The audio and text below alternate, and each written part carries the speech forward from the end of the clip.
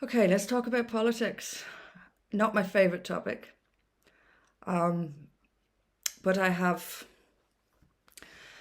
decided to dip a toe in just to talk about it. Politics, after 20 years of politics, I walked away, and I will explain why I walked away. Although I do have some faith in Rupert Lowe. I do like Rupert Lowe quite a lot, and I have joined his Restore Britain, which I will watch closely and quietly and participate as a member. There's something about Rupert Lowe that very much appeals to me. He's that classic English gentleman. He's quiet, calm. I like that. I He's also tough as nails. I like that too. But he doesn't seem to me to be the type of person who always needs to have the mic in his hand, always needs to be at the front, always needs to be the center of attention. I like that too, and I trust it. There's so many egos in politics, and Rupert Lowe does not strike me as one of those walking egos. So we'll see where that goes. But uh, as for standing for election or anything like that, if I ever do again, it will be a very, very long time. I see people somewhat catching up with where I was 20 years ago, but still not really getting it. I'm seeing more people talk about Islam, which is good. Frustrating a little bit when they don't really know the topic that well, but they're still talking about it. So it's not getting talked about properly, which is a little bit frustrating for me. But here's the main reason. I spent, as I say, 20 years. About half of that on the left and about half of that on the right. And in both times, for both periods, which are significant periods of my life, both of them, I never really belonged. I never belonged on the left, I never belonged on the right. And the reason I left the left, was a lack of principle and the complete inconsistency. And I'm going to talk about those a little bit today, specifically related to immigration. It is the most important topic facing us here in the West today. The reason I walked away from the left, as I say, was the complete lack of consistency and the complete lack of principle. To only care about an issue when it is politically advantageous for you to care about that issue, then you don't care about that issue. The problem is, I found exactly the same thing on the right. And my conclusion is very clear to me, really very simple to me as well, is that politics is not really about the issues, and it's not really about the best interests of the people at large, but about victory over the other side. It's tribal. You're either on the left or you're on the right. And when you're on the left, you ignore the crimes. They may not literally be crimes, but moral inadequacies, the whatever way you want to describe it. You ignore it when it's conducted by someone on your own side, but attack it when it's conducted by someone on the other side. And it goes in both directions. Let me give you an example. I don't think we're allowed to say the word that, I don't even know whether we're allowed to spell it, but I'll spell it anyway, R-A-P-E. I don't know whether we're allowed to say that word anymore, which is just beyond ridiculous. But anyway, we are where we are with our speech, limits on our speech. So I'll refer to it as the R word, and I will probably forget myself and say it anyway. If you only care about these assaults on women when they're committed, when it's to your political advantage to care, then you don't care about these assaults. Clearly that is the case. Prime example is the Muslim grooming gangs. Now, you will have people on the right out protesting, quite rightly. I've been with them. I would be with them again. I will always protest the grooming gangs, who will be ferociously opposed to grooming gangs, but then will go and praise somebody like Conor McGregor or Andrew Tate. I mean, didn't Andrew Tate threaten to sue a British grooming gang survivor on Twitter, frightening the life out of her? And then still, I don't know whether he did it after that or whether he's still doing it, but Tommy Robinson was calling him a great guy. Dan from Voice of Wales was calling him a great guy, smoked a cigar in his honour. This is someone who called for Britain to become an Islamic state, who is, to call him a misogynist is to understate it, celebrated the concept or the possibility of this huge mosque on Piccadilly Circus. And yet people on the right who have been opposing Islam and the grooming gangs would call him a great guy. But then after calling him a great guy, him or Conor McGregor or others, some in the Trump cabinet as well, great guys, but we're against the R word over here. You're not against it then. But the same thing applies in the other direction. You will see people on the left going after characters on the right for sexual offences that they've allegedly or been found in a court of law to have committed. They'll go after Donald Trump, Conor McGregor. You will have people on the left talking about the misogyny of Andrew Tate. Good, talk about the misogyny of Andrew Tate. You're ineffective at it, by the way. He's much worse than you actually portray him to be. But at least you're saying it. But what about the misogyny in Islam? This is the misogyny of Islam makes Andrew Tate look like a feminist, for crying out loud. But you've got nothing to say about that. You have all this compassion for victims of someone like Conor, for the victim of someone like Conor McGregor, who, by the way, was also found liable for rape I knew I'd do it, for sexual assault in a court of law. But he's a hero because you like him politically. The left will go after him while ignoring Islam. The right will praise him while going after the grooming gangs. There's no consistency here. I don't trust this. And people shouldn't trust it as a general rule. It's tribal. And the problem with all this tribalism is that there's no consistency, but there's no principle. And that's why nothing ever changes. It's victory for one side over another. Without principle, people are not going to make change. They're exploited. They're grabbing this issue, and this issue to win public support. Then they win. Then they're in power, and they love being in power. They're not going to give up power. This argument that people, I hear this about reform, for instance. Give them a chance. They're not in power. They'll do all this one thing. They're just reining themselves in a little bit until they get power. This is garbage. If you lie to get power, you will lie to keep it. And for the record, anyone who believes that Nigel Farage is going to tackle the immigrant crisis that we have, and one of the biggest elements, one of the things that makes this a crisis, is that who is arriving here, 50,000 I hear, since Labour came to power. 50,000. Insanity. Most of them are Muslim men. That's an even bigger crisis. If you think that Nigel Farage is going to do anything about that, please think again. He's not. He drifts from place to place on these issues anyway. He's on record as saying that we can't take on Islam, we won't win. He is openly courting the Muslim vote. Didn't he take this Ant Middleton, who I know very little about? Didn't they remove him as mayoral candidate for London and replace him with a Muslim? Really? This is reform. What he will do when he comes, there's little, unless something dramatic happens, which is possible.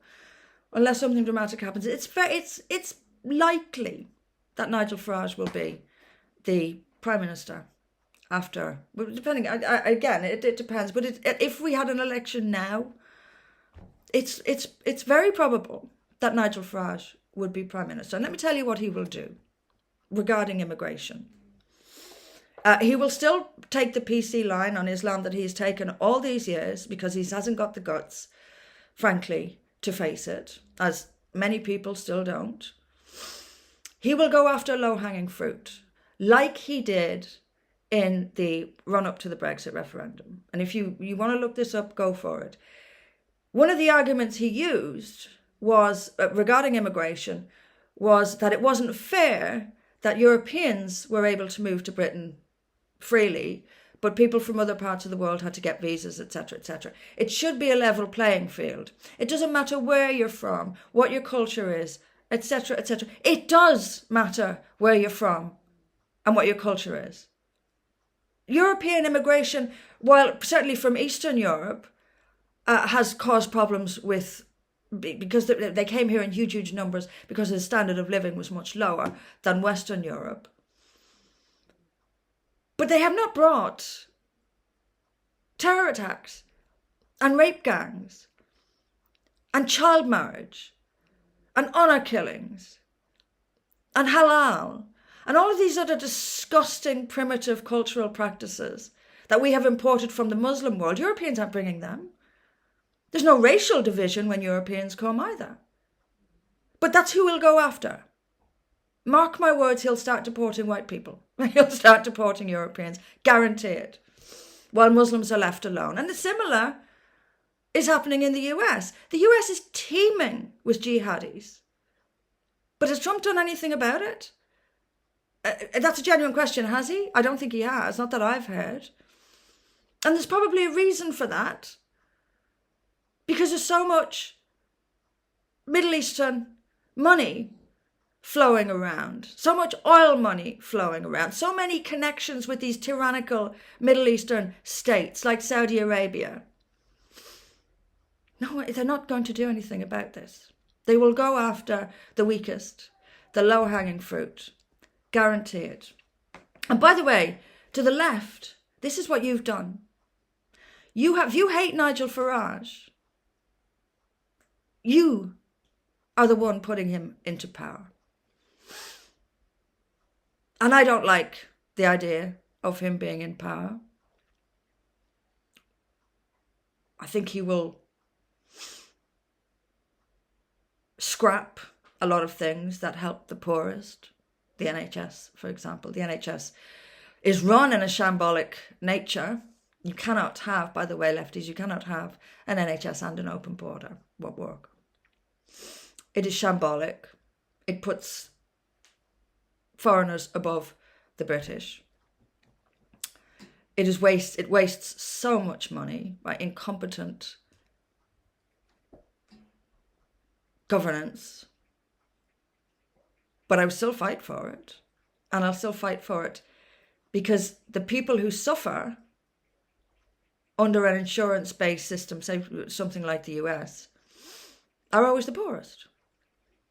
And if you're on the left, which is one of the rare areas I was at home on the left, and one of the things I still agree with the left on, is that it's always the poorest who get trampled on.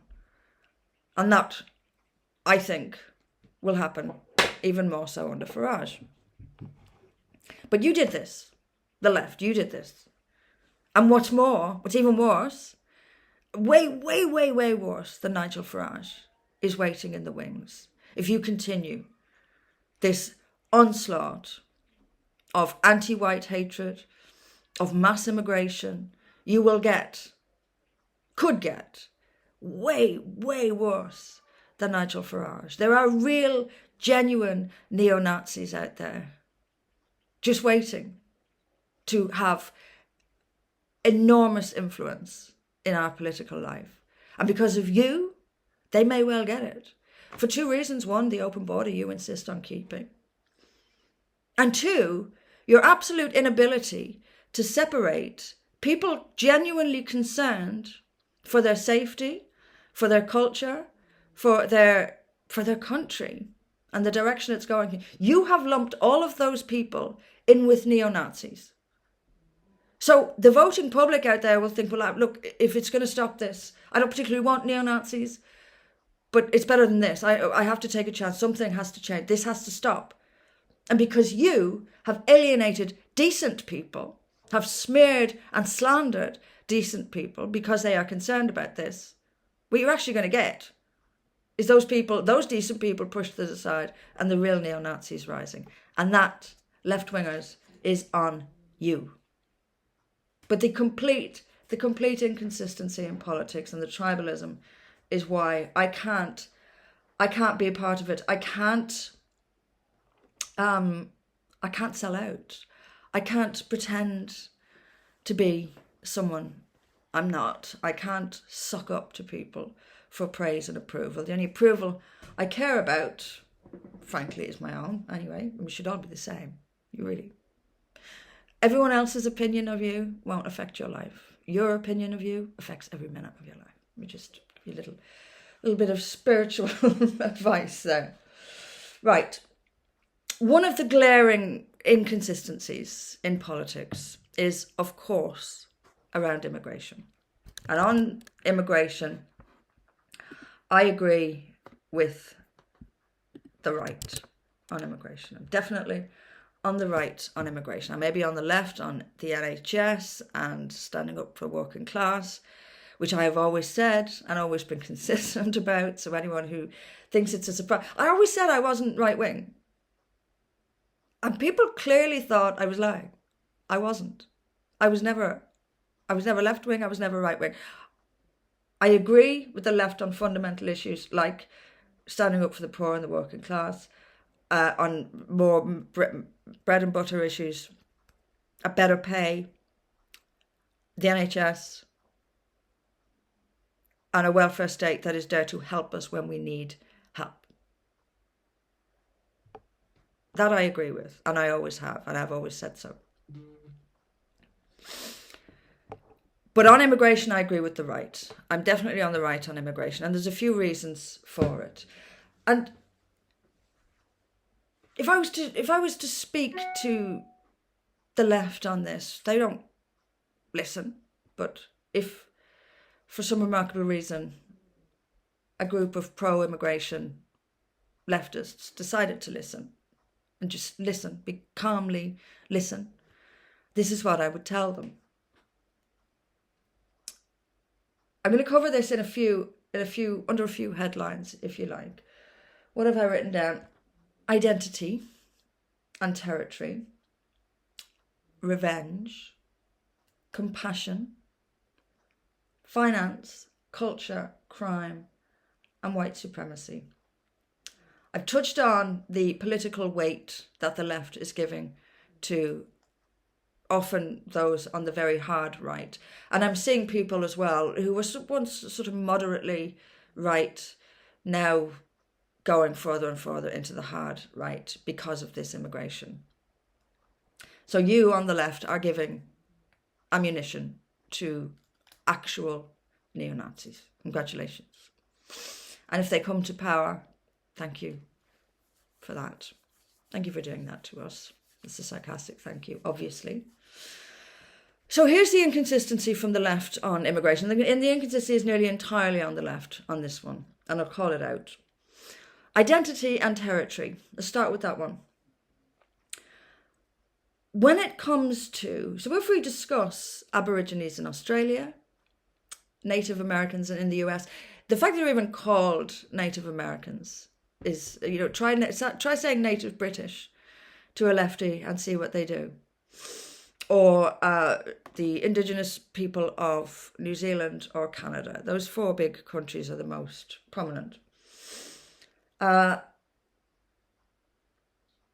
left is very, very happy for the Maori in New Zealand, for example, to be considered the indigenous people, and it's their land by right. Even though the Maori actually arrived in New Zealand centuries after the concept of England existed. England, as we know it, relatively speaking, existed long before the Maori arrived in New Zealand. And yet the Maori are considered indigenous, whereas the English don't have a country at all. There's no such thing as English. And you even see this in mainstream media. I remember seeing a guy on ITV, a white guy, whites are the worst, asking, so what do you mean by English? It really, there is no way he would ever say, what do you mean by Aborigine?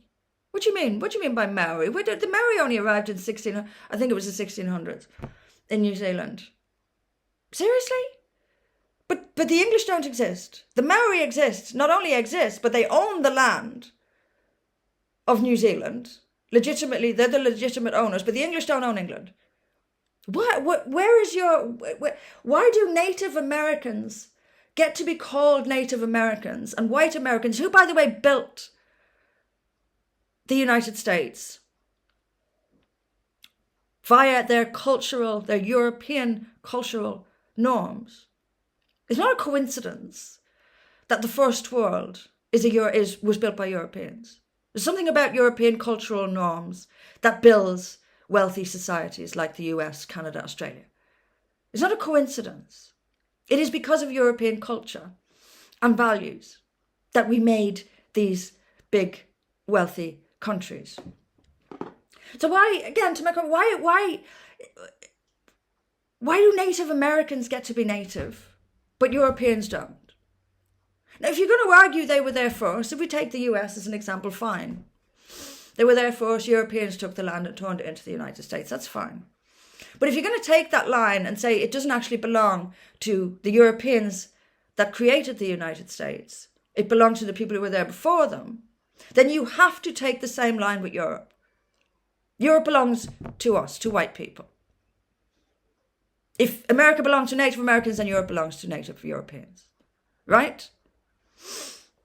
They'll go crazy. There's no consistency here whatsoever. Get them started on Palestinians. And suddenly ethnicity and territory is all important. But Europeans don't have an ethnic identity at all. They certainly don't have any rights over the territory they evolved on over millennia.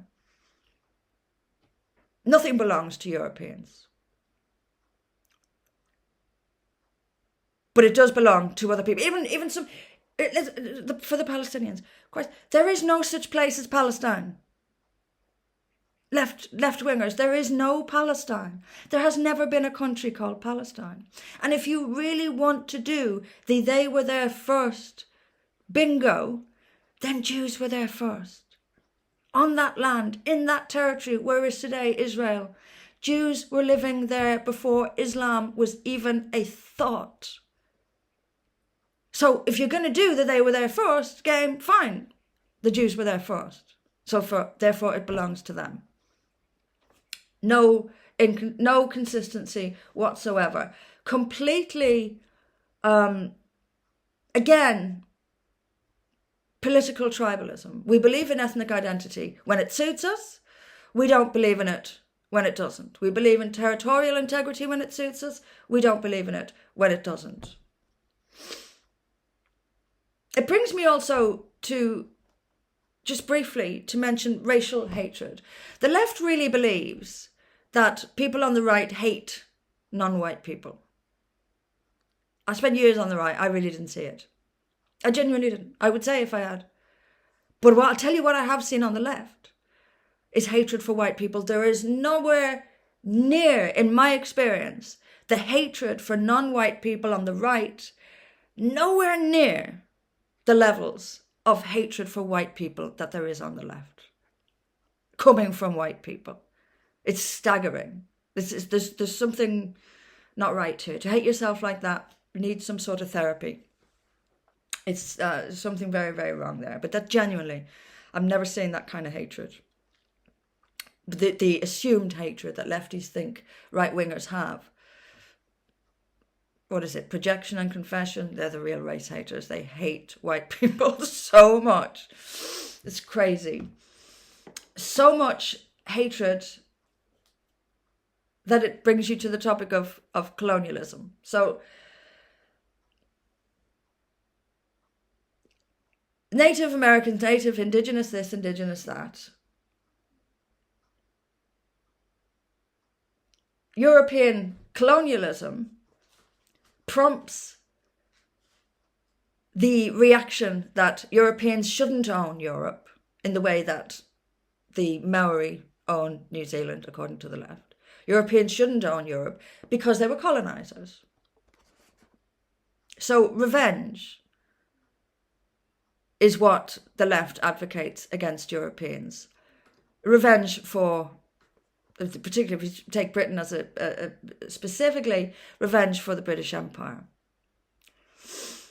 There's no revenge for the Ottoman Empire. There's no revenge, in fact, for anybody for the misdeeds, if you even want to call the British Empire entirely misdeeds. I don't think it was, but that's another matter. But no one except white Europeans is morally, the left would not argue that anyone except white Europeans can be morally subjected to revenge for the actions of their ancestors. No one would argue that take your pick of a genocide in Africa, Rwandan, for example. No one's going to argue that the children and grandchildren of those who engaged in the butchery that characterised that atrocity, or those atrocities, should be punished perpetually for what happened there. We could take all kinds of examples of horrifying violence from Africa, from across Asia, from across anywhere, any part of the world that isn't white. Horrible, horrible acts. And no one on the left is going to argue that their children and grandchildren should be perpetually punished, and should be punished to such an extent that they lose their country. Remember territorial integrity? The kind you feel about Palestinians? Feel that about the British as well. Or the argument you make against punishing whole swathes of people for actions they had no control over. They had no part in it. British people today had no part in the British Empire. But you still want them punished for it. You would never say that about anyone in any other part of the world. You would be explicitly against it because you would consider it racial grouping, punishment of a race because of the actions of some within that race. You're against that, right? But not when it comes to Britain, not when it comes to Europe. Europeans should be perpetually punished for the actions of ancestors from hundreds of years ago, which, by the way, at least 100 years ago, which, by the way, if you're going to collectively blame Europeans for colonialism, for instance, why don't you collectively praise? You do know that Britain stopped the slave trade. You do know that, right? You do know that the Muslim selling black Africans slave trade went on for much longer than the Europeans trading Africans as property did not last nearly as long as Muslims trading Africans for property. I understand now that much of Africa is Muslim. But it still goes on. There are still Muslims trading black people as property in the world today. But your focus is on the fact that Britain did it more than a century ago. Even though Britain actually brought it to an end, your focus is still on Britain, and your focus is still on punishing the children, grandchildren, and great-grandchildren, and in perpetuity, you want to punish the British just because they're British. And you know that that's the real reason. It's not about slavery. If it was about slavery, you'd be talking about slavery that exists today. It's not about colonialism either, because across the world, people have gone into other territories and taken that territory. It happens, it's human. It's horrible, but it's human. A lot of things about humans are horrible, but if you were really concerned about countries taking each other, and here's a little paradox here. In order for one country to take land from another country, you have to understand and accept that that country owns the land, that the people of that country own the land. Do you see the problem? How can we have colonized if the world is open and borderless? We should all be able to live where we take whatever land we want, right? you could go down so many rabbit holes with this, but the conclusion is quite simple. The left doesn't care about territory unless it's Europeans. It doesn't care about stealing territory unless it's Europeans stealing it. It gives native rights to everyone except Europeans. There's no principle here. There's no value. It's all garbage. It's all a lie. It's tribal lies. Another place where there's tribal lying is on the concept of compassion. This is what you will hear from the left on this issue. If we take, for example, the illegal immigrants coming into Britain via the French coast on little dinghies. 50,000 since Labour came to power. Outrageous. Now, the left's argument will be that they are refugees, they're asylum seekers, and that they are coming here for a better life. So we should show some compassion. Number one, they're not refugees. Refugees is a legal word. Refugee is a legal term. It has a legal definition. They do not meet it. It is a fact. Let me just state a fact. Fleeing poverty is not grounds for asylum. It does not make you a refugee. If your country is poor, it is up to you as a people to improve it. You do not get, and by the way, coming here for a better life will destroy the very better life that we have. You cannot take in millions upon millions upon millions of people from primitive cultures and countries, slap them down into the middle of a modern democracy, first world modern democracy, and expect it to remain a first world modern democracy. It will not. There will be no better life. If these immigrants keep coming, the better life they're fleeing to will be gone, because they will do to this country what this country cannot sustain. This. We cannot feed the world. This is just grown up adult stuff. People need to improve their countries and their own cultures, but it is their cultural norms that create their environment. I'll give you an example. When I was in India, I was in this little, I won't call it a cafe because that sort of gives it a Western feel about it. It wasn't. It was, anyway, it was a little place where you could buy a drink and sit down. Anyway, there was a fridge with, it was boiling hot. So there was bottles of Coke in this fridge. I took out a bottle of Coke. I had to go find someone to pay for this bottle of Coke. I asked him how much it was. He didn't know. I said, well, how much in general is it for a bottle of Coke in India? I think a few rupees off me, and I remember and just sort of, I just throw it in the bowl there. And I remember thinking, this is why you're poor. It is.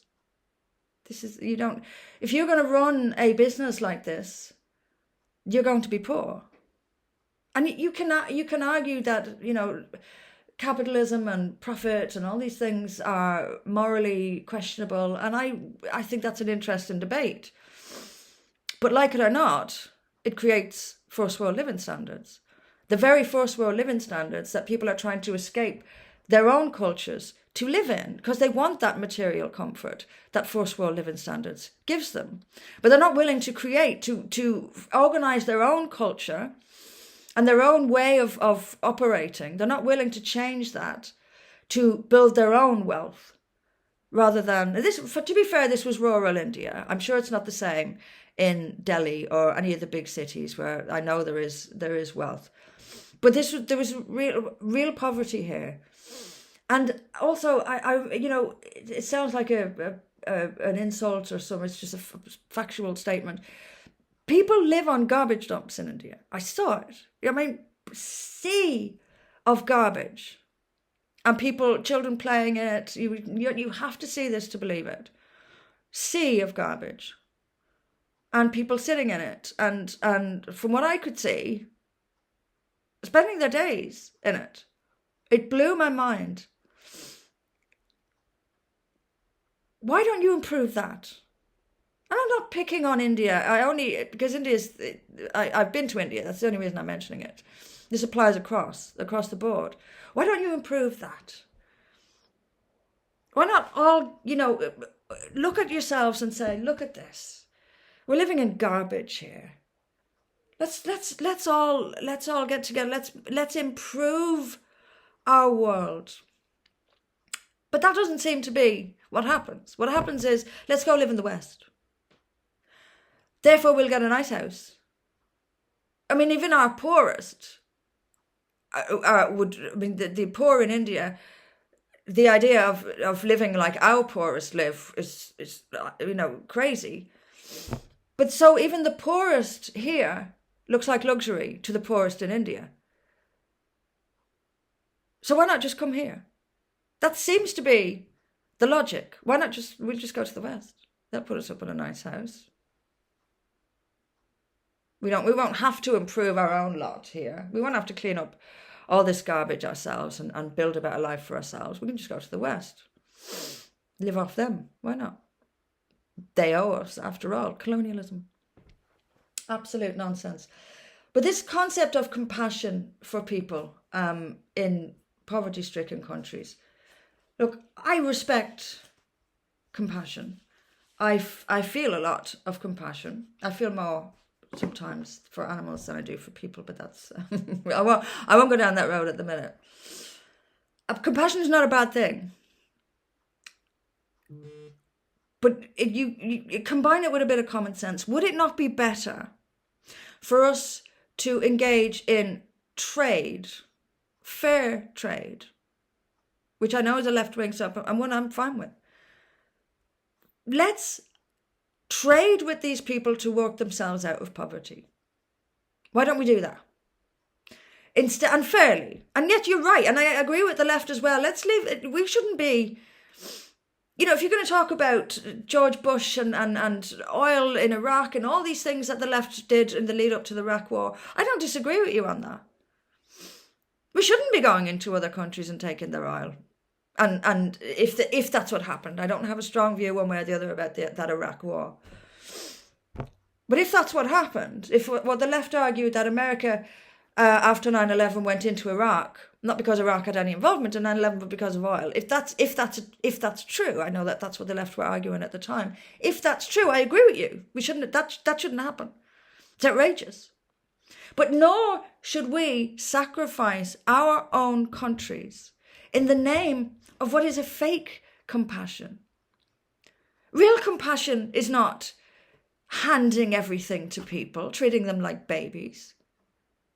I have no problem helping people in the third world improve their lives. How we do it is to be debated. We don't sacrifice ourselves to do it. But I have no problem helping the third world improve its lot. No problem at all. But this, bringing all these people here and destroying our world, is not an option as far as I'm concerned. And your concept, left-wingers, of that we deserve this for revenge brings me back to your lack of morals and lack of consistency. It is never moral to punish one person for something someone else did. That is never moral. And that applies also to Europeans and colonialism. It's never moral to do this to us. It's not right. And also, regarding compassion, where is your compassion for the people being irreparably damaged and harmed by imported crime? Why have you no compassion for those people? And that will bring me on to crime. We already have our own criminals. What difference is... for God's sake. Okay. Let's take a sex offender. Am I allowed to say that? I don't know. Let's take a sex offender. Let's say you have a room with 10 women in it. And there's one sex offender.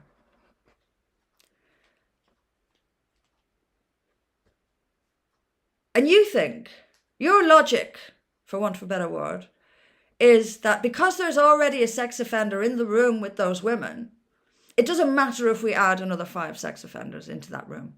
So now you have the 10 women with 6 sex offenders, 5 of whom have only just arrived. There's not much they can do about their own sex offender, except to jail him when he offends. But you now have 6 sex offenders because you've just knowingly and deliberately brought another 5 sex offenders into the room with those women. Do you not see it? Really, do you not see it? Where is the logic? Just because you have crime it doesn't follow that the logical next step is to import loads and loads and loads more crime. This is, I don't know what to say about that. I really don't. Every time I see that on social media or wherever, I'm just bewildered. I just shake my head. How can people not realize that just because you have crime doesn't mean you have to add more and more crime? And where is your compassion for the victims of those crimes? And yes, men coming from places like Afghanistan are going to have attitudes towards women. I agree with you. Misogyny is everywhere. Every country is infested with it. I agree with you. But there are different degrees and different severity, and certainly differences in what is deemed culturally and morally acceptable. It's rather different in the UK than it is in Afghanistan. You are talking about men who are used to, or Pakistan, or various, pick your Muslim country, quite frankly, who are used to living in a society where women have a lower status than cattle, and where men, they grow up in a religion that teaches them that they can treat women however they like, that teaches them that non-Muslims are the enemy. You read the Quran, it's in there. They grow up in that culture. They may not sit and read the Quran every day, but that's the culture that they grow up in. And when you are a child, can we all agree that we are hugely influenced? Our behavior, our character is hugely influenced by what we grow up around. Can we all agree on that? Because it's common sense. So if you grow up in rural tribal Pakistan, you're going to be influenced by what you see and learn from what goes on around you in rural tribal Pakistan, right? That includes attitudes to women. So then you're going to be taken up, plopped down into the UK, see all these women going about their lives freely. In this weather, you're going to see women wearing short skirts, shorts, small vesties, whatever. But you're used to a society where women are cloaked from head to toe in black. And if they're not, they're sluts who are asking for it. Now you're going to put them, this is where they've been shaped. I'm not saying there aren't outliers and exceptions, of course there are. But we are all to a great extent shaped by what we see growing up as children. It's no different in Pakistan. So you're going to take these men and put them here, where young teenage girls are walking around in the summer heat, wearing shorts, wearing vests, wearing short skirts, and they're going to think, whoa, hold on.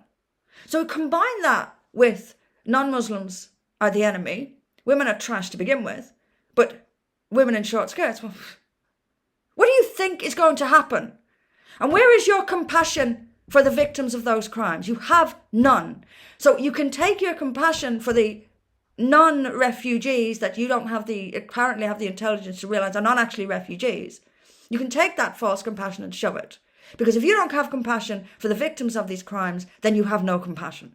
You only have it when it is politically advantageous to you, and therefore it's fake. It's not real. Your compassion is a fraud. £6 million a day. That was in 2023. £6 million a day was spent putting illegal immigrants into hotels in this country. I've no doubt it's much higher than that now. Meanwhile, British pensioners have lost their heating allowance, and it looks very much like Rachel Reeves is going to put taxes up. Who is suffering because of this money? We can't avoid the reality of money. Money exists, it is real, it is how we organise ourselves. 6 million a day on illegal immigrants who should be at home making their own country better, while British elderly people can't afford to heat themselves in winter. Where's your compassion now? Where's your compassion for elderly Brits whose government has completely betrayed them? The NHS is prioritising immigrants over British people. Where's your compassion for them? Where's your compassion for the people sitting on waiting lists for months or even years for medical treatment?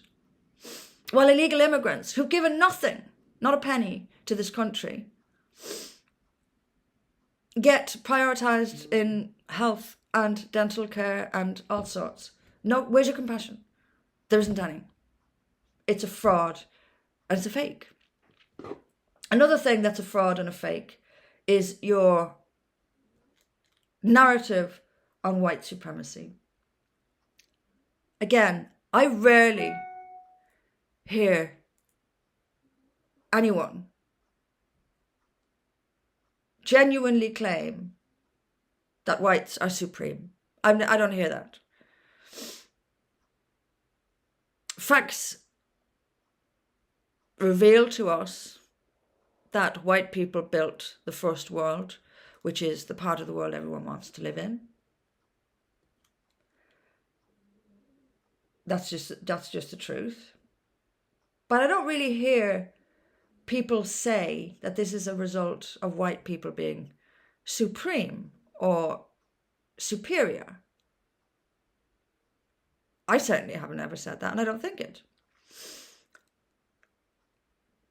Do you know what is white supremacy, though? The belief that we are responsible for everything that goes wrong in the world, and the belief that we have to rescue everyone. And this brings me to another inconsistency. You know that the left complains about white saviours.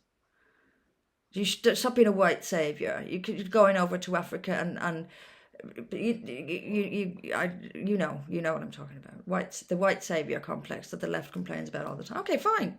You don't want us to have a white saviour complex? No more people coming here from the third world. If that's not white saviorism, what is?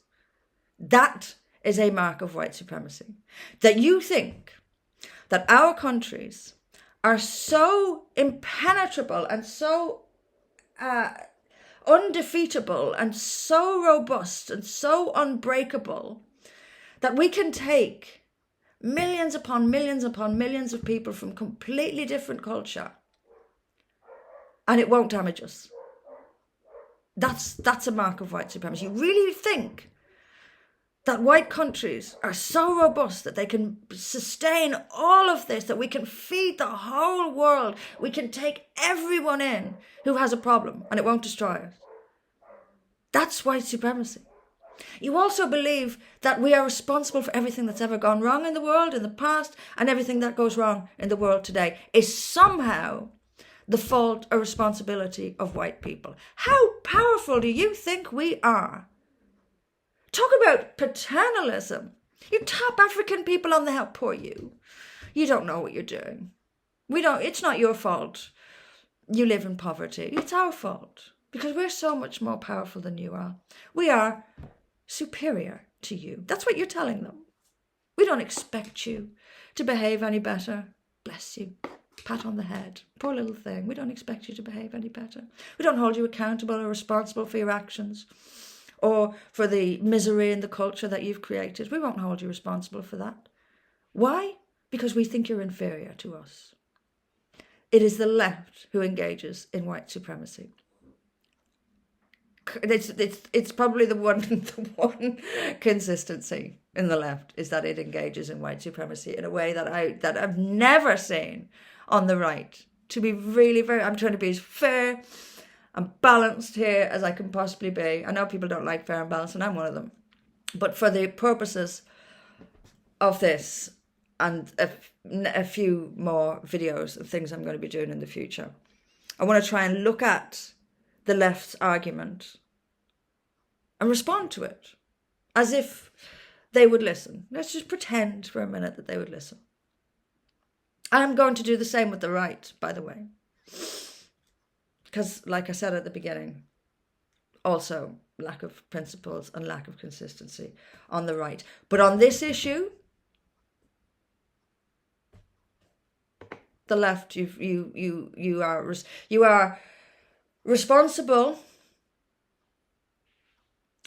for all the victims of heinous crimes that are taking place at the hands of third world immigrants across Europe today. You are responsible for that. You have no compassion for the victims of those crimes. You are the one responsible for engaging in white supremacy by believing and telling the rest of the world that everything is white people's responsibility and it is our duty to save everyone. That is supremacy. You have territorial, you're fine with ethnic identity and territorial integrity for everyone except white people. You're fine with the concept of native for everyone except white people. You seem to think that Britain is so supreme that we can afford to feed the world and it won't impact the British elderly, British children, the British poor. Lefties, the people who are going to suffer most and the people who are suffering most under this wave of mass migration are the poorest. It is the poor who are going to suffer. When the NHS collapses, it is the poor who will suffer. When the welfare state claws back the pittance it gives to people who need it, I'm not talking about a lifestyle choice, I'm talking about people who need it. They get a pittance. That will be reduced. They're already reducing it for disabled people. What do you think that is? Now, your argument will be, well, they should tax more. Tax the rich. Tax. Making the poor poorer. You so want to take money from the rich that you're willing to make the poor even poorer. I think Margaret Thatcher made that point once.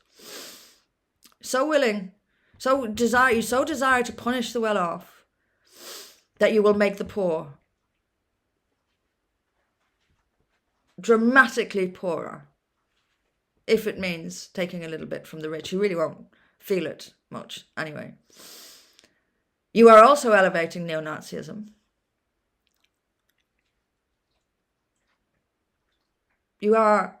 This is a disaster. You are making this country walk into a disaster.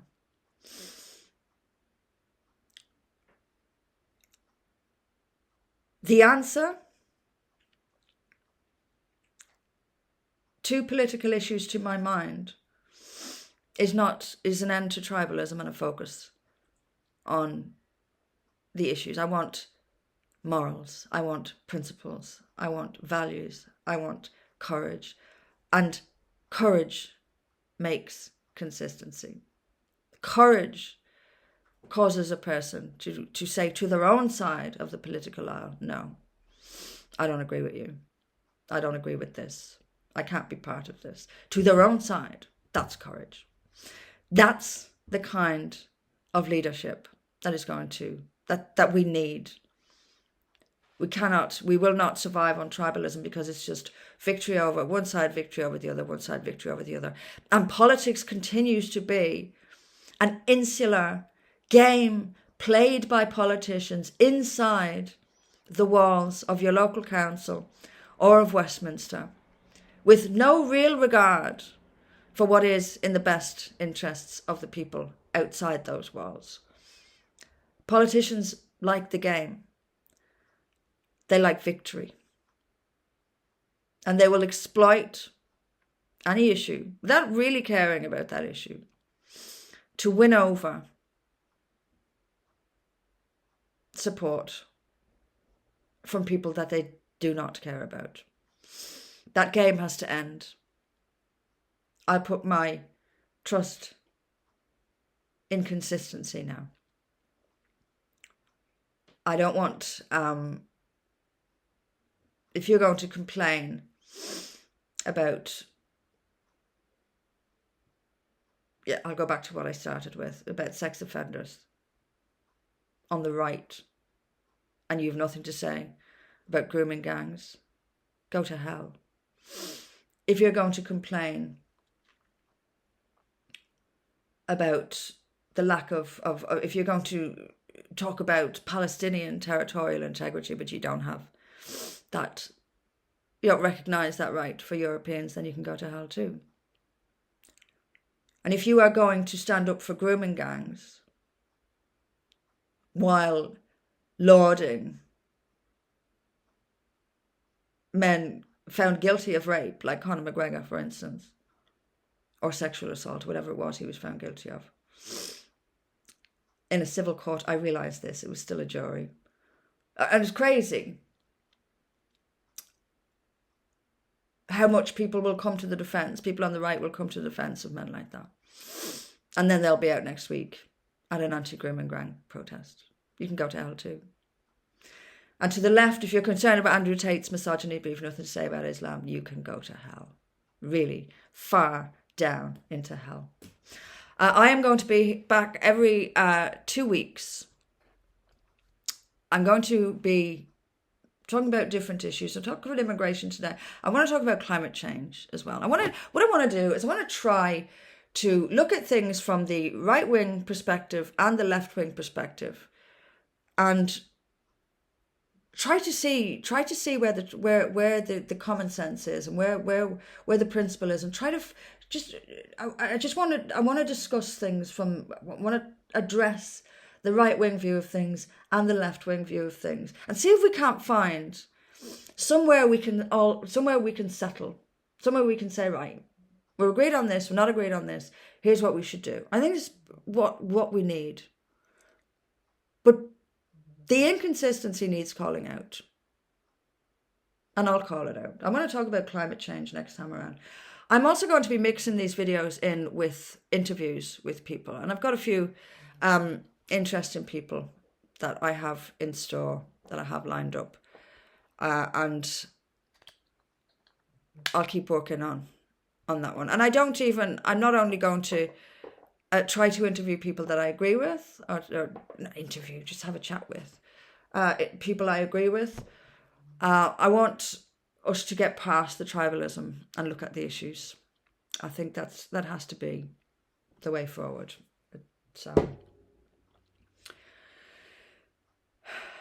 Tribalism is just a political game. It really is just a political game, and nobody wins in political games except for politicians. See you in a couple of weeks' time.